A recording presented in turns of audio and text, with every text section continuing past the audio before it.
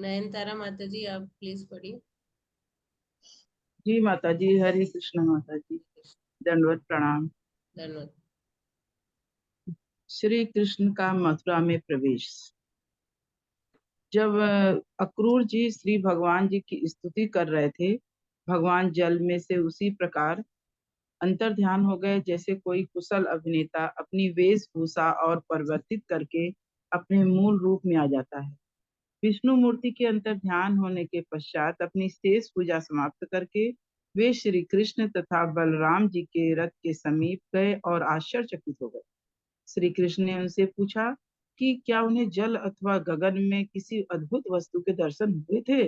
अक्रूर जी ने कहा, प्रिय भगवान, चाहे आकाश में हो, धरती पर व जल में, इस जगत में होने वाली सभी अद्भुत घटनाएं वस्तुतः आप ही के विश्व रूप में प्रकट हो रही हैं। अतएव जब मैंने आपके दर्शन किए, माता जी ऊपर करिए,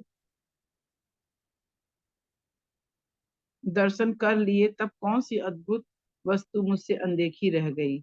यह कथन इस वैदिक निष्कर्ष की पुष्टि करता है कि जिसने श्री कृष्ण को जान लिया है उसने सब कुछ जान लिया है, तथा जिसने श्री कृष्ण के दर्शन कर लिए हैं उसने चाहे कैसी भी हो अद्भुत वस्तु सबके दर्शन कर लिए हैं। अक्रूर जी ने आगे कहा, मेरे आराध्य देव, आपके दिव्य स्वरूप से अधिक अद्भुत और कुछ और हो ही नहीं सकता है। जब मैंने आपके दिव्य रूप के दर्शन कर लिए, तब देखने को और शेष रह ही क्या गया। यह कहने के उपरांत अक्रूर जी ने थैंक तत्काल यू। रथ चला दिया। Thank you. हरे कृष्णा माता जी। चला चला दिया। हरे कृष्णा, म्यूट रहिए सब लोग। देखिए, हमने देखा कितनी लंबी हमने स्तुति पढ़ी, ध्यान से, है ना। कितनी कितनी बातें उन्होंने कही, है ना। तो अब यहाँ पर जब भगवान अंदर ध्यान हो गए, तो अक्रूर जी अपनी पूजा समाप्त करके जब वापस गए, तो भगवान पूछते हैं, कुछ अद्भुत वस्तु के दर्शन हुए? तो उन्होंने कहा, आपके दर्शन जो हो जाए उसके बाद कुछ बचा थोड़ी। इस संसार में अब कोई अद्भुत ऐसी चीज नहीं है जो भगवान से अद्भुत। ये बता रहे हैं प्रभुपाद कि भगवान को जिसने जान लिया उसने सब कुछ जान लिया। तो इसके बाद उन्होंने यही बोला कि आपके करने के बाद और कुछ क्या अद्भुत है। हम्म, फिर वो रथ को चला दिए, और ताकि क्या हो, सूर्यास्त तक उन लोग कहाँ पहुंच जाए, मथुरा। Okay, next. सुमन माता जी पढ़िए। हरे कृष्णा माता जी, दंडवत प्रणाम। प्रभुपाद जी की जय। प्रभुपाद जी द्वारा मथुरा नगर की सीमा के निकट पहुंच गए। वृंदावन से मथुरा के मार्ग में सभी पथिक जिन्होंने श्री कृष्ण और बलराम के दर्शन किए, विवश होकर बारंबार उनको नहारने लगे। इसी बीच नंद तथा उपनंद के नेतृत्व में वृंदावन के अन्य नागरिकों को वन पार करके पहले से ही मथुरा पहुंच चुके थे। वे श्री कृष्ण तथा बलराम जी के आगमन की प्रतीक्षा कर रहे थे। मथुरा के प्रवेश द्वार पर पहुंचकर श्री कृष्ण तथा बलराम जी से रथ से उतर गए और तथा विनती भाव से अक्रूर जी के हाथ मिलाकर बोले, आप घर आ जा सकते आप अब आप घर जा सकते हैं, क्योंकि हम अपने साथियों के साथ थोड़ी देर बाद मथुरा में प्रवेश करेंगे।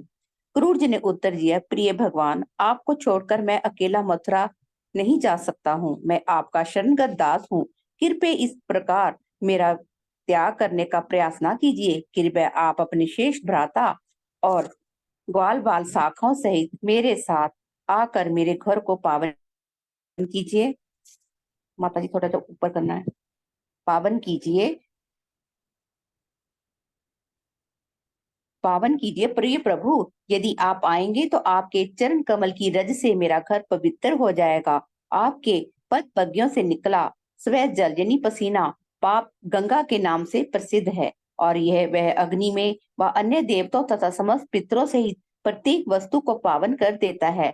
बलि महाराज केवल आपके पद पज्ञ पखार कर प्रसिद्ध हो गए तथा गंगा जल के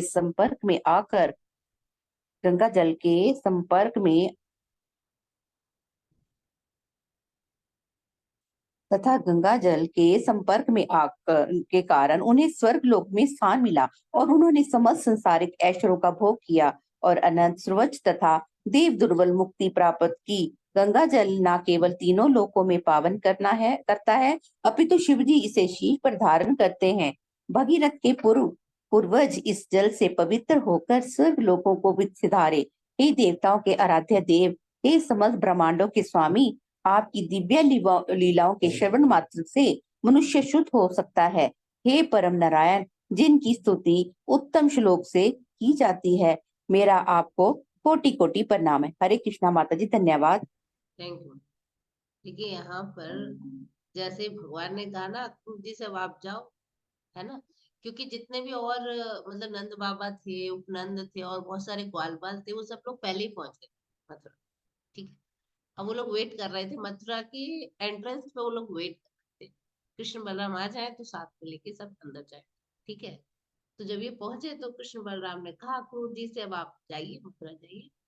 तो क्रूर जी बोले अरे आप मेरा त्याग मत कीजिए प्रभु, आप ऐसे मुझे ये मत कहिए कि अब जाइए। कितना दूर जा रहे थे, उसी शहर में तो जा रहे थे, लेकिन भगवान से विरह ऐसा था कि बहुत ज्यादा। देखिए रास्ते में जिसने भी कृष्ण बलराम के दर्शन किए वो तो विवश होके कंटिन्यूस देखता ही बार बार से। कोई बड़ा सुंदर व्यक्ति दिखता है तो बार बार हम देखते रहते हैं, कितना सुंदर है, कितना सुंदर, वैसे ही बड़े सुंदर। तो उन्होंने कहा कि आप मेरे घर पे आइए, आपकी जो है चरण रज जो है पूरा पवित्र करे। भगवान के चरणों से धोके जो निकला हुआ पानी था उसे गंगा जल। ठीक है, जब भगवान ने वामन अवतार में अपने चरण बढ़ाए थे। भगवान वामन का और एक नाम है, क्या नाम तू बता सकता है? भगवान वामन का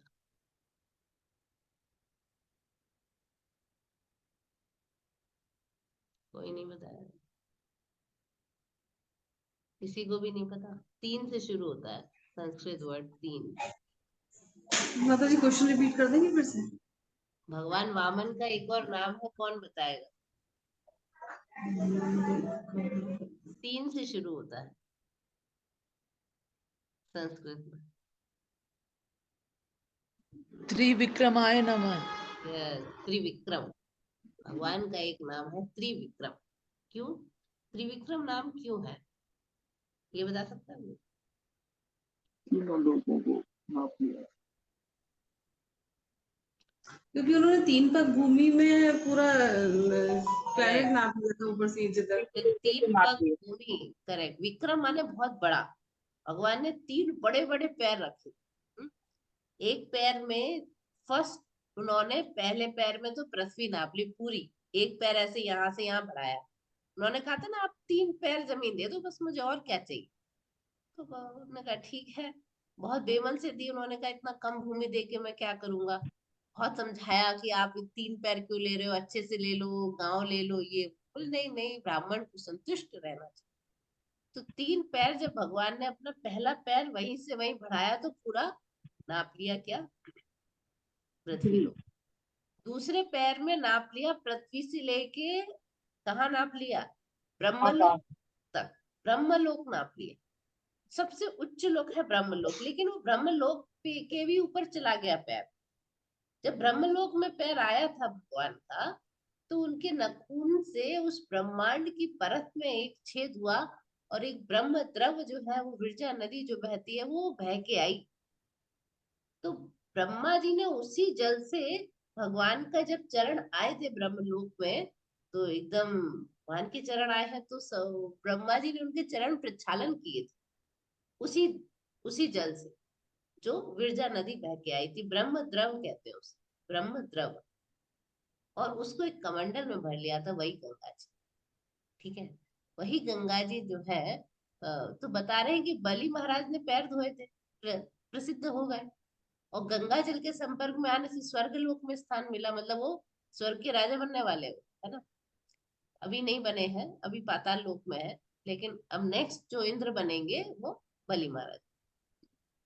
तो उन्होंने खूब ऐश्वर्य का भोग किया, फिर बाद में उन्हें मुक्ति भी प्राप्त होगी। और शिव जी सर पे धारण करते हैं गंगा जल, भगवान के चरणों से धुले गंगा जल को सिर पे धारण। और तो और गंगा जल से भगीरथ के जो ये पूर्वज थे, सगर के पुत्र थे, कितने थे सगर के पुत्र? 60,000। कितने कितने सगर के पुत्र थे? 60,000। 60,000। 60,000 सगर के पुत्र। सगर के पुत्रों ने पूरी जमीन खोद दी थी, तो इसलिए वो जगह में पानी जब भरा तो सागर नाम पड़ गया। ठीक है, तो सगर के पुत्र 60,000 जो जल के भस्म हो गए थे, उनको भी गंगा ने ही पवित्र किया, उनको मुक्ति प्रदान की। तो भगवान के सिर्फ चरण कमल का धुला हुआ जल, चरण कमल प्रक्षालन करने से जो जल है उसकी इतनी महिमा है, तो उन चरण कमलों की कितनी महिमा होगी। तो कह रहे हैं आप ये जो चरण कमल है मेरे घर पे रख, ये जो चरण कमल है जिनका प्रक्षालन करने से जो गंगा जल है जो मुक्ति प्रदान कर देता। तो भगवान का एक नाम है उत्तम श्लोक, क्योंकि भगवान की उत्तम उत्तम श्लोकों से स्तुति की जाती है, इसलिए भगवान का एक नाम है उत्तम श्लोक। तो यहाँ पे आया ना कि आपकी स्तुति की जाती है, आपको मेरा कोटि कोटि प्रणाम। अब भगवान कुछ वादा करें। ठीक है, ठीक है, रमा माता जी, आपकी आवाज तेज आनी चाहिए रमा माता जी, आ रही।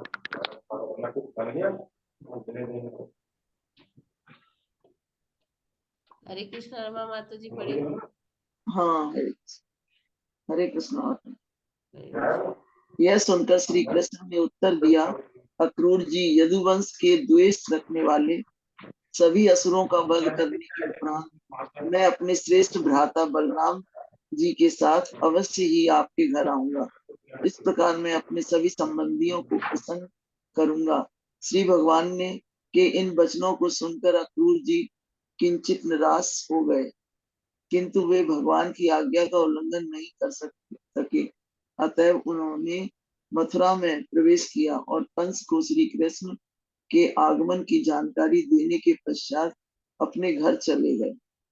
अक्रूर जी के प्रस्थान के पश्चात श्री कृष्ण, बलराम जी तथा ग्वाल वालों ने नगर दर्शन के हेतु मथुरा में प्रवेश किया। उन्होंने देखा कि मथुरा का प्रवेश द्वार उच्च कोटि की स्फटिक शिला अर्थात संगमरमर से अत्यंत सुगढ़ता से निर्मित था तथा उनके गोपुर द्वार शुद्ध कंचन से बने थे। चारों ओर सुंदर उपवन थे। नगर के चारों तरफ नहरें फैली हुई थी, जिससे कोई शत्रु सरलता से नगर में प्रविष्ट ना हो सके। उन्होंने देखा कि नगर के सभी चौराहे स्वर्ण से अलंकृत थे और अन्न इकट्ठा करने के लिए तांबे और पीतल के गोदाम थे। वहां बहुत से धनी लोगों के घर भी थे जो एक जैसे दिखते थे और ऐसे प्रतीत होते थे मानो एक ही शिल्पी ने उनका निर्माण किया हो। घरों की सज्जा मूल्यवान रत्नों से की गई थी तथा प्रत्येक घर में फूलों तथा वृक्षों से, थोड़ा ऊपर माता जी,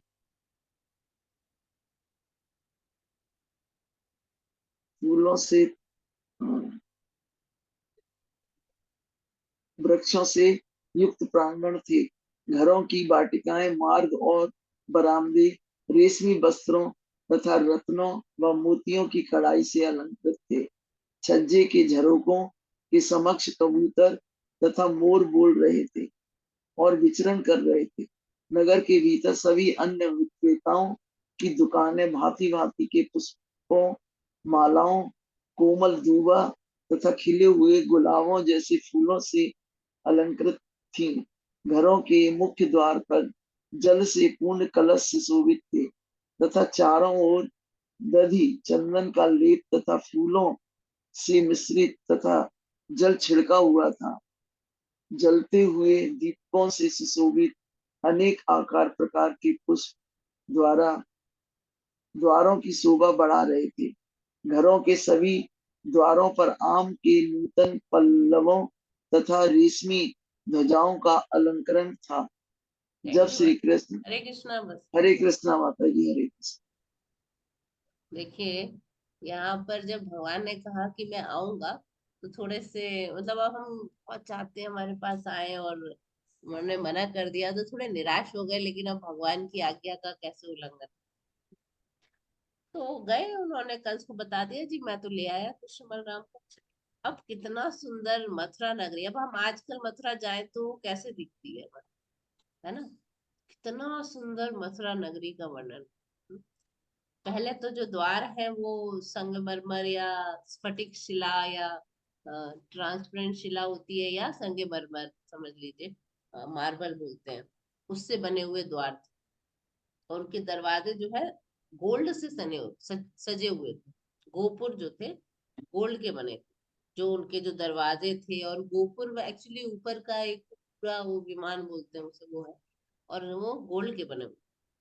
और बहुत सारे गार्डन चारों तरफ। और गार्डन के बाद जो नगर था उसके चारों तरफ बड़ी गहरी गहरी खाइयां थी, हम्म, जिससे कोई आराम से अंदर घुस ना सके। अब देखिए, जो चौराहे थे वो भी किससे अलंकृत थे, सजे हुए थे गोल्ड से। गोल्ड से। और बड़े और बहुत मतलब गोदाम थे। और वहां पे तांबे और पीतल के बड़े बड़े बर्तन थे, जहां पे अन्न इकट्ठा हो रखा। पैसे, खाने पीने की कोई कमी नहीं। और बहुत सारे धनी लोगों के घर थे, एक से इतने सुंदर सुंदर घर बने हुए थे लाइन से। हाँ, और उनके घरों में क्या थे, बहुत ही सुंदर सुंदर फूलों के और एक्चुअली फलों के वृक्ष थे। फूल और फलों के वृक्ष थे, बड़े सुंदर। और घर के बाहर जो है, एक्चुअली एक अच्छा शुभ माना जाता है, जब आप घर से किसी काम के लिए बाहर निकलो तो भरा हुआ जल का पात्र देखना शुभ माना जाता है। आजकल ये हमारी प्रथा खत्म हो गई, उस जमाने में थी। तो वो घर के जो बाहर एक पात्र रखते थे, जिसमें पानी भरा हुआ पानी होता, भरा हुआ पानी है। और जो उनके घर थे, मतलब वो जो रेशमी वस्त्र होते हैं ना, सिल्क, अब कहते सिल्क तो चाइना से ही आया। उस 5,000 साल पहले भी सिल्क था, है ना। सिल्क, रत्न और मोतियों की कढ़ाई से बने हुए जो सिल्क के कपड़े थे, उनसे सजे हुए थे रास्ते भी, मार्ग भी। और भांति भांति के फूल मालाओं से दुकानें सजी हुई, खुशबूदार। और देखिए कैसे दही चंदन का लेप चारों तरफ लगा देते होंगे, चंदन लगाते होंगे। मतलब जैसे आजकल तो साउथ इंडिया में भी डेली का जो एक रूटीन है बेसिक, कि वो मॉर्निंग में वो घर के बाहर धोएंगे पानी से, धो चाहे वो मिट्टी ही हो तो पानी छिड़केंगे। और उसके बाद वहां पर एक रंगोली बनाएंगे। उनके जो दरवाजे होते हैं, अगर आप साउथ इंडियन लोगों के घरों के दरवाजे देखेंगे, जो मेन डोर है, वहां पर वो लोग हल्दी और कुमकुम को लेके ऐसे ऐसे वो डेली उनको लगाते हैं, तिलक करते हैं। मतलब दरवाजा उनका बड़ा ही सजा हुआ होता है। और जो है मतलब फ्लावर भी रखते हैं वो लोग, डेली का डेली फ्लावर, फ्लावर की माला। जैसे यहाँ लिखा हुआ ना कि नए नए आम के जो पत्ते थे, उनसे जो बनी हुई माला थी, उससे उन्होंने दरवाजों पे लगा रखा। तो ये कल्चर अभी थोड़ा यहाँ बचा हुआ है। हालांकि नॉर्थ में मैंने कुछ भी नहीं देखा ऐसा, कि आप सुबह उठेंगे और अपने घर के बाहर एक रंगोली, रंगोली मतलब ऐसी बड़ी वाली और कलरफुल वाली रंगोली नहीं, व्हाइट, उससे ही सीधा एक कुछ रंगोली बनाते हैं। उससे राइस समझ, राइस पाउडर से माता जी। राइस पाउडर से वो रंगोली बना देते हैं। वो कभी कभी विशेष मौकों पर या कुछ, जैसे महाराष्ट्रियंस वगैरह में कलरफुल रंगोली बनती है।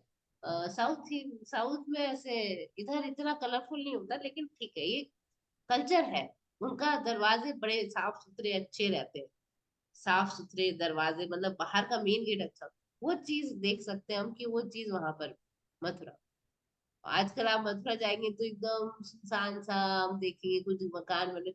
वो जो शोभा मथुरा की उस समय थी, देखिए आप विश्वास कीजिए मत कीजिए, लेकिन मथुरा, अब कितने लोग आप लोग गए वृंदावन जाते हैं, रास्ते में मथुरा पड़ता है, उसको देख के ऐसी कोई फीलिंग नहीं आती कोई बहुत बड़ा शहर है, और छोटा सा कस्बा सा लगता है कि नहीं।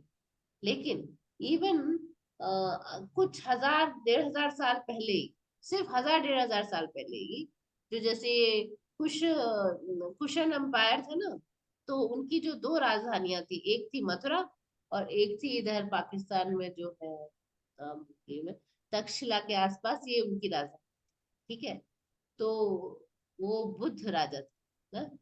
तो कहने का अर्थ ये है कि अभी मतलब 1000 साल भी नहीं हुए तब तक मथुरा एक बड़ा नगर था, बहुत बड़ा एक मतलब कहते हैं ना जैसे बहुत बड़ा नगर माना जाता। तो अब वो, अब हम रिसेंट हिस्ट्री में भी देखें, जैसे अब जैसे बैंगलोर है, बैंगलोर अगर आज आप 100 साल पहले आके देखेंगे बैंगलोर, तो बहुत ही शांत और रिटायर्स पीपल्स पैराडाइज बोला जाता था, क्योंकि वेदर बहुत अच्छा था, कुछ ऐसा नहीं था। लेकिन आज आप अगर बैंगलोर आके देखेंगे तो बहुत सारी बिल्डिंग्स, बहुत ज्यादा ट्रैफिक, बहुत पोल्यूशन, सब कुछ है।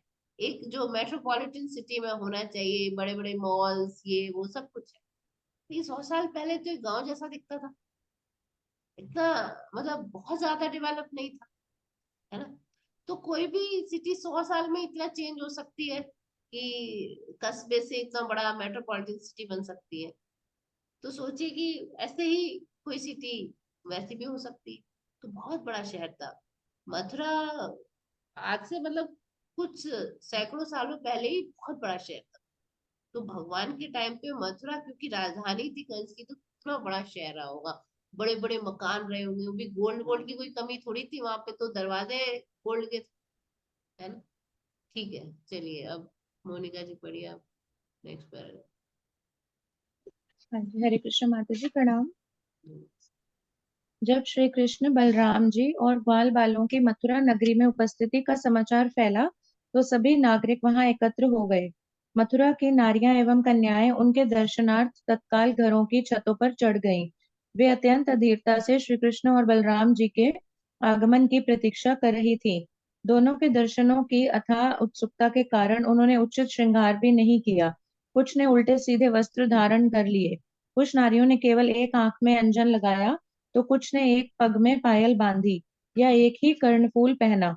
इस प्रकार उचित श्रृंगार के बिना ही वे अत्यंत उतावली से श्री कृष्ण के दर्शनार्थ छतों पर आ गई। उनमें से कुछ भोजन कर रही थी, किंतु श्री कृष्ण और बलराम जी के नगर में आने का समाचार सुनकर वे भोजन त्याग कर अटारियों पर चढ़ गईं। कुछ युवतियां स्नान घर में स्नान कर रही थी। वे स्नान समाप्त किए बिना ही श्री कृष्ण तथा बलराम जी के दर्शनों को चली आईं। कुछ अपने शिशुओं की स्तनपान करवा रही थी, किंतु उन्होंने अपने शिशुओं को एक और रख दिया और वे कृष्ण और बलराम को देखने चली गईं। मंथर गति से जाते हुए स्मित मुख श्री कृष्ण ने तत्काल उनका मन हर लिया। लक्ष्मी के पति श्री कृष्ण उन बाजार में गजराज की भांति चल रहे थे। दीर्घ काल से मथुरा की नारियों ने श्री कृष्ण एवं बलराम जी तथा उनके असामान्य लक्षणों की चर्चा सुन रखी थी। वे उनके प्रति बहुत आकर्षित थी तथा दर्शनों के लिए उत्सुक थी। अब जब उन्होंने प्रत्यक्ष रूप से बाजार में जाते हुए मधु मुस्कान से युक्त श्री कृष्ण एवं बलराम जी के दर्शन किए तो उनके भावातिरेक की सीमा न रही। जब उन्होंने अपने नेत्रों से उनके प्रत्यक्ष दर्शन किए तो दोनों को अपने हृदयों में ले जाकर अपनी मनोभिलाषा के अनुसार उनका आलिंगन करने लगी। हर्ष से उन्हें रोमांच हो आया। उन्होंने श्री कृष्ण के विषय में श्रवण कर रखा था, किंतु उनके दर्शन नहीं किए थे। अब उनकी लालसा तृप्त हो गई थी। मथुरा के प्रासादों की अटारियों पर चढ़कर प्रसन्न चित्त स्त्रियां श्री कृष्ण और बलराम जी पर पुष्प वर्षा करने लगी। जब वे बंधु गलियों में से जा रहे थे, तो पास पड़ोस के सभी ब्राह्मण पुष्प और चंदन लेकर बाहर आए और आदर पूर्वक नगर में इनका स्वागत किया। मथुरा वासियों को अचरज हुआ कि वृंदावन के ग्वालों ने पूर्व जन्मों में कितने पुण्य किए होंगे, जिसके फलस्वरूप ग्वाल बाल के रूप में वे श्री कृष्ण और बलराम जी के नित्य प्रति दर्शन करते हैं। हरे कृष्ण माता जी। Thank you. अभी बहुत सुंदर देखिए दर्शन का है। अब उतावली देखिए, जैसे ही पता चला भगवान जो है मथुरा नगरी से निकल पैदल पैदल, आगे कृष्ण बलराम है, पीछे ग्वाल बाल, सारे उनके फ्रेंड्स। जितनी भी नारियों को, कन्याओं को पता चला रही, क्योंकि वो नीचे तो आ नहीं सकती, ठीक है, तो सबकी सब छतों पे खड़ी हो गई कृष्ण बलराम के दर्शन। भगवान ने भी ऊपर देख देख के सबको दर्शन दिया, ऐसा नहीं है कि नहीं। अब कितना है कि कोई एक आंख में काजल लगाई थी तो भाग ली, अरे कृष्ण बलराम है, भाग ली। सब सब ने किससे सुन रखे थे, कृष्ण बलराम इतने फेमस थे ये दोनों, ठीक है। और कोई तो उल्टे सीधे कपड़े पहन के भाग ली, कोई बिना एक कान में कुंडल पहनी एक में छोड़ के भाग ली, कोई अपने बच्चे को दूध पिला रही थी उन्हें छोड़ के ऊपर चली गई अटारी पर, कोई जो खाना छोड़ के चली गई। सब इतनी उतावली, इतनी उतावली। जैसे आज के जमाने में हम कहें कि कोई फेवरेट हीरो आ जाए किसी का, मुझे तो पता नहीं अभी आजकल कौन चल रहा है, ठीक है। मैंने बहुत दिन से मूवीज देखनी बंद कर दी है, लेकिन हाँ ठीक है, मान लो हमारे जमाने में शाहरुख खान हुआ करता था, तो जी शाहरुख खान आ रहा है तो जैसे भाग लेंगी ना सारी लड़कियां। किसी के जमाने में अमिताभ बच्चन हुआ करता था, तो आज के जमाने में कोई एक है फेमस मुझे पता नहीं, लेकिन जो मतलब भगवान हीरो थे एक्चुअली। अब भगवान धीरे मंथर गति से चल रहे हैं, धीरे धीरे। एक हाथी कैसे चलता है, गजराज, है ना, गजराज कैसे चलता है, धीरे धीरे चलता है ना हाथी, ऐसे भगवान भी स्मित मुख है, मतलब बहुत ही एक अच्छी सी स्माइल है भगवान के फेस पर। जैसे ही उन्होंने धीरी गति से चलते हुए मुस्कुराते हुए कृष्ण को देखा, तुरंत उनका मन हर गया, तुरंत उधर चला गया। सोचिए, लक्ष्मी के पति भगवान धीरे धीरे उन बाजारों में से निकल रहे। अब इन मथुरा की नारियों ने ना बहुत ज्यादा चर्चा सुन रखी थी कृष्ण बलराम की, और दोनों इतने सुंदर थे, बलराम जी एकदम वाइट, कृष्ण का श्याम रंग, इतने सुंदर थे दोनों कि अब क्योंकि वहां से आती थी कई स्त्रियां, वहां से मथुरा, वहां से ब्रज से दही दूध बेचने के लिए आती थी, मथुरा भी आती, है ना। तो बहुत सारे किस्से सुन रखे थे। आज जो इतने दिनों से जिसके बारे में सुन रखा है, आज प्रत्यक्ष दिख रहे हैं।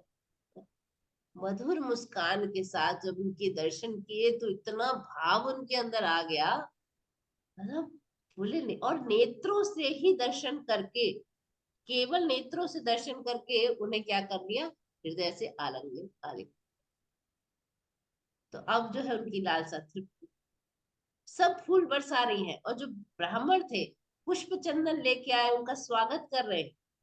कुछ कुछों ने नहीं किया, वो डरते थे जो कंस से नहीं किया, लेकिन मथुरा वासी आज ये सोच रहे हैं, जब कृष्ण बलराम का दर्शन किया तो उन्होंने कहा, अरे भैया कौन से पुण्य करे थे इन ग्वालों ने जो रोज इनका दर्शन करते थे, हमें तो आज दर्शन होके इतना आनंद आ रहा है, और मतलब क्या बोले, और आज इनके दर्शन।